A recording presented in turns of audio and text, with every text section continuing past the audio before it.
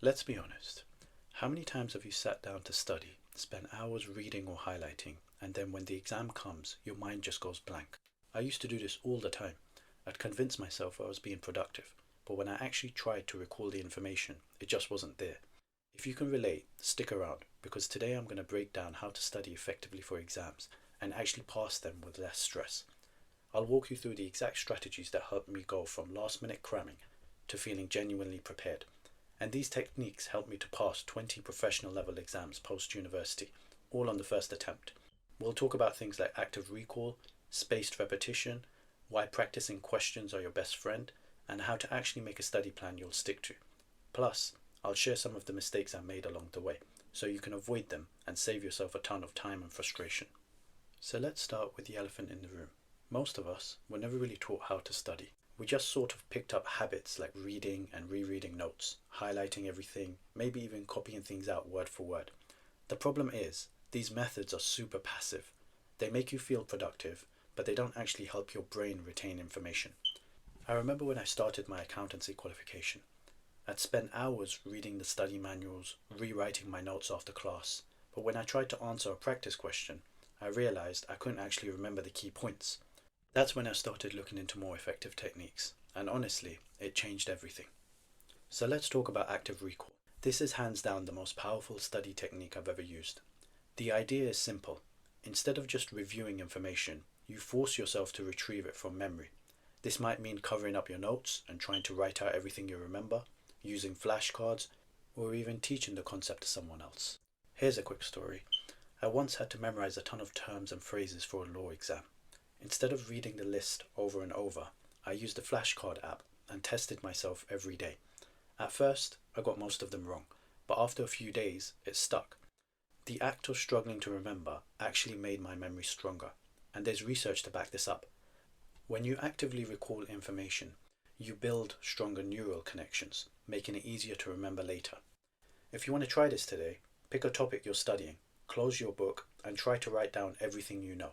Then check what you missed. It feels uncomfortable at first, but that's how you know it's working.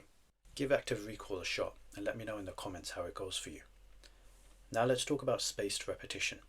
This is all about how often you review information. Instead of cramming everything the night before, you space out your review sessions over days or weeks. The science behind this is called the forgetting curve. Basically, we forget things over time unless we revisit them. By reviewing just as you're about to forget, you lock in that info into your long-term memory. I started using spaced repetition with an app called Anki, which automatically schedules cards for you to review at optimal times. The key is consistency. Even 5 minutes a day is better than an all-nighter. So here's a tip. Combine active recall and spaced repetition. Make flashcards or questions for yourself and review them regularly over time. It's way more effective than marathon study sessions. Okay, so this is a big one. Get stuck into practice questions as early as possible. I used to avoid them because I was scared of getting things wrong, but honestly, that's the point. Practice questions show you exactly where your gaps are, and they help you get used to the style and format of the real exam. When I started doing past paper exam standard questions from the beginning of my revision, I noticed two things. First, I learned the material way faster because I was applying it instead of just memorizing.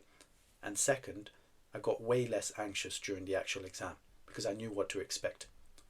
Don't wait until you've finished revising a topic. Even if you feel unprepared, try a few questions. You'll be surprised how much you pick up. And when you get something wrong, don't just move on. Go back, figure out why, and make a note to review that area again. Another thing I want to mention is time management. It's so easy to make an overambitious timetable, pack every hour with study, and then burn out or fall behind. I've done this more times than I can count. The trick is to be realistic and flexible. Start by listing all your subjects and breaking them into topics and even subtopics. Estimate how much time you'll need for each, but make sure to add buffer days for when life gets in the way. And don't forget to schedule breaks, meals, and downtime. Your brain needs rest to consolidate information. One thing that I have used occasionally, which you might find useful, is something called the Pomodoro technique. 25 minutes of focused work, then a 5-minute break. It keeps you fresh and stops you from zoning out. If you miss a session, just move it. Don't beat yourself up. Try over the next week to make a simple, flexible timetable. Include breaks and buffer days, and see how much more manageable your studying feels. Here's something I also wish I'd learned sooner. You don't need to know everything to do well. Focus on the high yield topics, the concepts that come up again and again. Use your syllabus or past papers to spot these, and don't get bogged down making your notes look perfect. The goal is to understand and remember, not to create a work of art. When you're short on time, prioritize active recall and practice questions over rereading or highlighting. If you're really stuck on a topic, move on and come back later. Sometimes a fresh perspective is all you need. So if you want to study effectively and pass your exams with less stress, ditch the passive methods. Focus on active recall, spaced repetition, and practice questions. Make a realistic, flexible timetable, and don't waste time on perfection. These strategies really helped me turn things around, and they can probably help you too. If you found this helpful, share it with a friend who's stressing about exams, and let me know in the comments, what's your biggest study challenge right now? Remember, studying smarter, not harder, is the real secret to exam success. I'll see you in the next video.